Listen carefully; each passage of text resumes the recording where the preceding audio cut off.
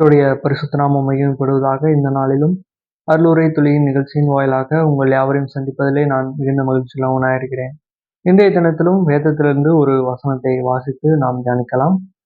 வாசிக்கலாம். 1 தெசலோனிக்கேயர் 5ஆம் அதிகாரம் அதிலே 14ஆம் வசனத்தை நாம் வாசிக்கலாம்.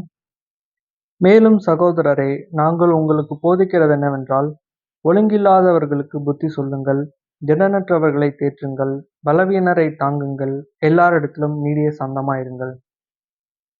அப்போஸ்தலனாகிய பவுல் எழுதின நிருபங்களிலேயே இந்த தெசலோனிக்கே சபைக்கு எழுதின இந்த நிருபம் தான் முதல் நிருபமாக நம்பப்படுகிறது.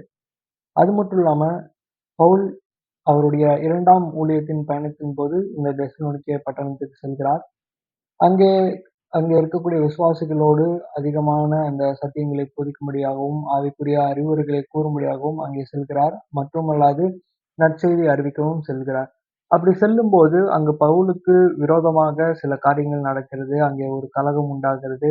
பவுல் அங்கிருந்து மறுபடியும் என்ன செய்கிறார்? புறப்படுகிறார். புறப்பட்டு மற்ற இடங்களுக்கு ஊழியத்துக்கு செல்கிறார்.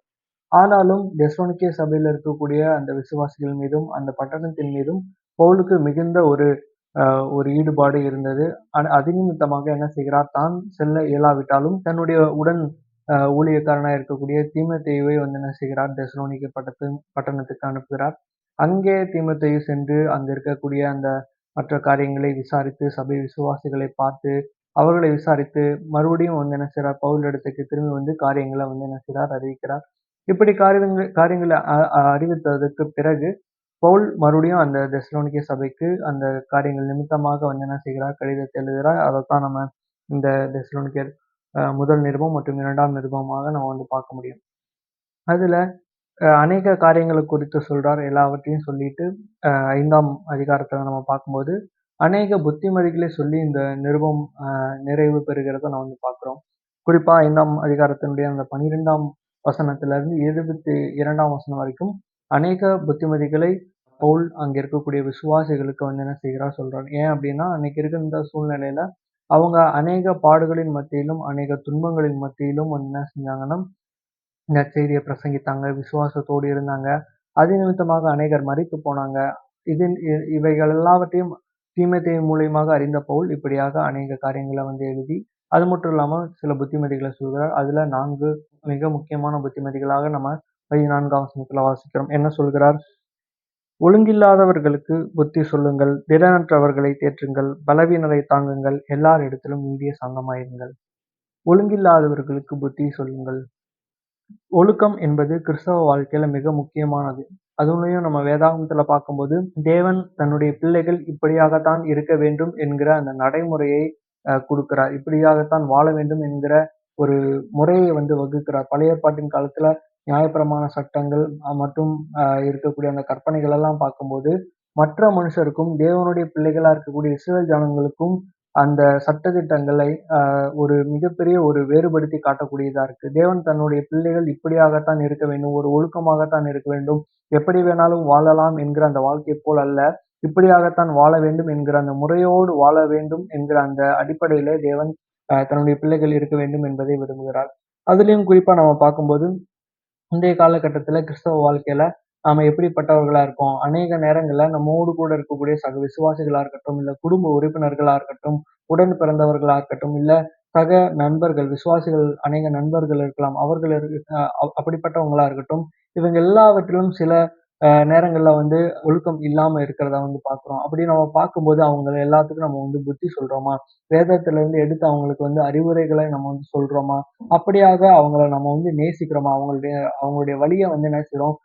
நல்வழியில என்ன செய்றோம்? நடத்துறோமா? அவங்கள அப்படிப்பட்ட ஒரு அறிவுரை நிமித்தமாக அவங்களுடைய ஆவிக்குரிய வாழ்க்கையிலையும் தனிப்பட்ட வாழ்க்கையில் நம்ம புத்தி சொல்லக்கூடியவங்களா இருக்கோமா? அப்படிங்கிறத சிந்தித்து பார்க்க வேண்டியது அவசியமா இருக்கு. அது மட்டும் இல்லாம நம்ம கீழ பார்க்கிறோம், திடனற்றவர்களை தேற்றுங்கள், பலவீனரை தாங்குங்கள்.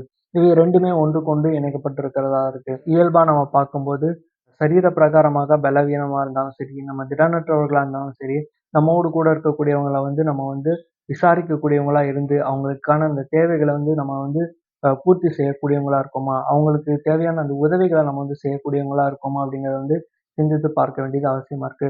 இது சரீர பிரகாரமாக ஒரு பக்கம் இருந்தாலும் ஆவிக்குரிய ரீதியில அவங்க பலவீனமா இருக்காங்களா? அவங்க திடனற்றவர்களா இருக்காங்க. விசுவாசத்திலயா இருக்கட்டும், இல்ல நம்பிக்கையிலயா இருக்கட்டும், அவங்களுடைய ஆவிக்குரிய வாழ்க்கையில இருக்கக்கூடிய அந்த போராட்டங்களா இருக்கட்டும், இல்ல உலக வாழ்க்கையில இருக்கக்கூடிய அந்த போராட்டங்களா இருக்கட்டும், இவைகள் எல்லாவற்றிலயும் எப்படி அந்த சூழ்நிலையை கையாளுவது அப்படிங்கிற அந்த இடத்துல வந்து திடனற்றவர்களா இருக்காங்களா? பலவீனமா இருக்காங்களா? அப்படிப்பட்டவர்களுக்கு நாம வந்து உதவி செய்கிறோமா? அவங்களுடைய பலத்துல நாமளும் பங்கு பெற்று அவங்களுடைய பலத்த கூட்டுறோமா? அப்படிங்கிறத வந்து சிந்தித்து பார்க்க வேண்டியது அவசியமா இருக்கு. அது மட்டும் இல்லாம 4வதா பார்க்கும்போது, எல்லாரிடத்திலும் நீடிய சாந்தமாயிருங்கள். நாம் என்னதான் தேவனுடைய பிள்ளைகளா இருந்தாலும் இந்த உலகத்துல இருக்கனால, அந்த கோபம் என்கிற அந்த சுபாவம் நமக்குள்ளாக இருக்கத்தான் செய்கிறது. அநேக காரியங்கள், அநேக சூழ்நிலைகள் நம்மளை வந்து கோபமூட்ட செய்யலாம், முறுமுறுக்க செய்யலாம், எரிச்சலூட்ட செய்யலாம். இஸ்ரவேல் ஜனங்கள குறிச்சு நம்ம பார்க்கும்போது, அவங்க அ எகிப்துல இருந்து கானான் போய் சேரும் மட்டும் மோசேய அதிக முறை வந்து என்ன செஞ்சாங்க, முறுமுறுக்கக்கூடியவங்களா இருந்தாங்க. அவங்களுக்கும் என்னதான் தேவனுடைய அவங்க பிள்ளைகளா இருந்தாலும், அநேக காரியங்கள் அவங்களுக்கும் வந்து முறுமுறுக்கக்கூடியதா இருந்தது. நம்முடைய வாழ்க்கையிலயும் அநேக காரியங்கள் நம்மள வந்து என்ன செய்யலாம், கோபமடைய செய்யலாம். சில நமக்கு சக அ அ நபர்கள் இடத்துல வந்து என்ன செய்யலாம், நம்ம வந்து முறுமுறுக்கலாம், கோபம் அடையலாம், எரிச்சல் அடையலாம். இப்படிப்பட்ட ஒரு சந்தர்ப்பங்கள், இப்படிப்பட்ட ஒரு சூழ்நிலைகள் நமக்கும் நேரக்கூடும். அப்படிப்பட்ட அந்த நேரத்துல நாம வந்து நீடிய சாந்தத்தோட இருக்கிறோமா அப்படிங்கிறத வந்து நம்ம வந்து சிந்தித்து பார்க்க வேண்டியது அவசியமா இருக்கு. இயேசு கிறிஸ்து இந்த உலகத்துல வாழும்போது, அவர் சிலுவையில மரிக்கும் வரைக்கும் அவர் வந்து என்ன செஞ்சார்? அமைதலா இருந்தார். அடிக்கப்படுகிற ஒரு ஆட்டுக்குட்டியைப் போல அவர் அமைதலா இருந்தார் என்று நம்ம வந்து பார்க்கிறோம். அப்படிப்பட்ட நிலைமையில அவர் வந்து தன்னுடைய சார்ந்த குணத்தை இயேசு கிறிஸ்து இந்த பூமியில வந்து என்ன செஞ்சார்? வெளிப்படுத்தக்கூடியவரா இருந்தாரு. அவருடைய பிள்ளைகளா இருக்கக்கூடிய நாம, தேவனுடைய பிள்ளைகளா இருக்கக்கூடிய நாமளும் அப்படிப்பட்ட அந்த குணத்தெல்லாம் வெளிப்படுத்துகிறோமா? அப்படிங்கிறத வந்து சிந்தித்து பார்க்க வேண்டியது அவசியமா இருக்கு. இந்த 4 குணங்களையும் நம்ம கிறிஸ்துவின் இடத்திலயும் வந்து பார்க்க முடியும். அப்பேற்பட்ட அந்த குணங்கள் நமக்கும் இருக்காங்கிறத கூட இந்த காலை வேளையிலும் கூட சிந்தித்து பார்ப்போம். மற்றவர்கள் ஒழுங்கற்றவர்களா இருக்கும்போது, அவங்களுடைய வாழ்க்கையில சின்ன சின்ன ஒழுக்கமின்மை காணப்படும்போது, அவர்கள நம்ம வந்து என்ன செய்றோம்? புத்தி சொல்லி அவர்கள வந்து ஆவிக்குரிய வாழ்க்கையில இன்னும் அ ஒழுக்கத்தோடும் இருப்பதற்கு நாம வந்து அவர்களுக்கு உற்சாகம் ஊட்டுறோமா? அப்படிங்கிறத வந்து சிந்தித்து பார்ப்போம். பலனற்றவர்களா இருக்கிறவங்களுக்கு நம்ம வந்து உதவி செய்றோமா? சரீர பிரகாரமா இருந்தாலும் சரி, பொருளாதார ரீதியாக இருந்தாலும் சரி, மற்றும் ஆவிக்குரிய ரீதியா இருந்தாலும் சரி, இவைகள் எல்லாவற்றிலும் நாம வந்து மற்றவங்களுக்கு உதவி செய்கிறோமா? அவங்களுடைய பலவீனங்கள்ல, அவங்களுடைய அந்த திடன் அற்று போய் இருக்கக்கூடிய அந்த நிலையில நம்ம வந்து அவங்கள வந்து பார்க்கிறோமா? அவங்கள வந்து உதவி செய்கிறோமா? அவங்கள விசாரிக்கிறோமாங்கிறத வந்து சிந்தித்து பார்ப்போம். மற்றும் எல்லாரிடத்திலும் நீடிய சாந்தமா இருக்கிறோமாங்கிறத வந்து சிந்தித்து பார்ப்போம். ஒருவேளை இப்படிப்பட்ட காரியங்கள் நம்முடைய வாழ்க்கையில எங்கேயாவது ஒரு இடத்துல வந்து குறைவு காணப்படுமானால், அதைக்கூட நம்ம வந்து தேவனிடத்துல ஜெபம் பண்ணி அறிக்கை செய்து, இப்படிப்பட்ட அந்த காரியங்கள் நம்முடைய வாழ்க்கையிலும் அந்த குணாதிசயங்கள் வெளிப்படும்படியாக இருக்கும்படி ஜெபித்து இந்த நாளையும் கூட தொடங்குவோம். அவருடைய நாமம் மாத்திரமே மகிமைப்படுவதாக. ஆமென்.